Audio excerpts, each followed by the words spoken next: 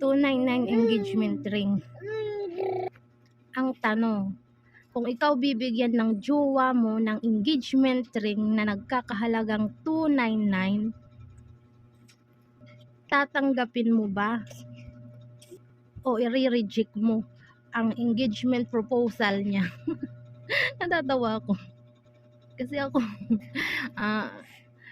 pinasibilan din ako, pero hindi ako nakatanggap ng engagement ring kaya hindi ko alam. Para sa akin, ang swerte nyo guys, ang swerte mo kung bigyan ka ng jowa mo ng engagement ring, kasi hindi lahat nakakatanggap nun. Yung iba nga guys, umabot na ng 10 years, ilang years, may anak na ganun-ganun, pero di sila nakatanggap ng engagement ring. Tapos ikaw, magrereklamo ka? Oh my God! Pero guys, hindi ko naman sinasabing yung babae na yon na nag-post sa social media na masama siya, maarte siya. Siguro, iba lang yung expectation niya. Siguro yung mindset na niya, inisip niya, 8 years silang magjowa, tapos ngayon magpo-propose sa kanya, kaya na-excite siya. Kaso nung nalaman niya na 299 lang, doon siya na disappoint. Siguro doon siya nag-focus sa napagtuunan niya ng pansin yung halaga ng engagement ring, kasi 299 lang talaga. Hindi nga umabot ng 300. Yun yung niya, yung inisip niya guys, pero hindi niya inisip yung halaga ng engagement ring na yun.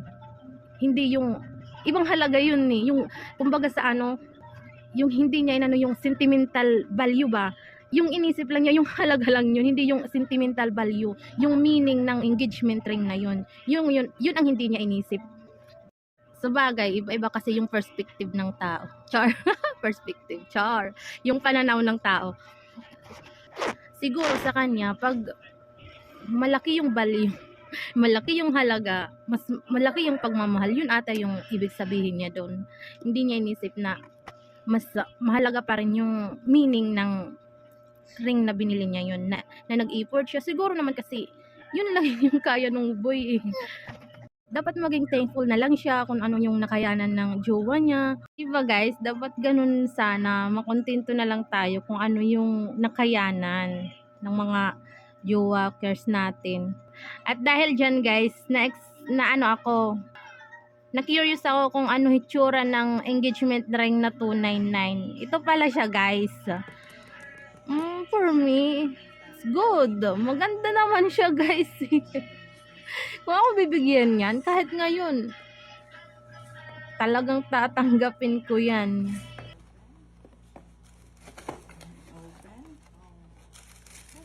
So, ayan no, may pa-box pa siya guys. Ang ganda. Yung packaging pa lang, okay na. Isipin mo sa 299, ganyan na siya medyo pricey tingnan. Pricey tingnan, pero okay naman siya. Maganda talaga para sa akin para sa akin. Syempre iba-iba tayo. Siguro mas simple lang kasi ako guys malay kasi yung babae na yun, baka naman kasi nasa higher level yung estado ng niya kaya ganun yung pananaw niya, na siya, medyo na-disappoint siya. Hindi niya akalain na 299 lang. Iniisip niya siguro milyon. Kasi 8 years kahit hindi man lang, sa bagay, sabi nga nila, kahit piso-piso everyday. Pero guys, tingnan nyo, ang ganda, wow. Okay naman siya guys, may pa-pre necklace pa nga siya guys Tapos yun ang ganda ng niya, packaging. Packaging lang. Hindi, joke. Maganda talaga siya guys. May diamond pa siya ang laki, wow. Sana kailan kaya ako mabibigyan ng ganyan. Baka naman. Yun lang guys, nag-enjoy ako. Ang ganda ng engagement ring. Yung masasabi ko lang guys, panigurado, marami yung mag-o-order sa 299 engagement ring na yun. Syempre mako-curious Ako nga, gusto ko din mag-order kaso wala akong pera. Yun lang guys. Bye-bye. Thank you. Salamat sa panonood. Paki-share naman guys.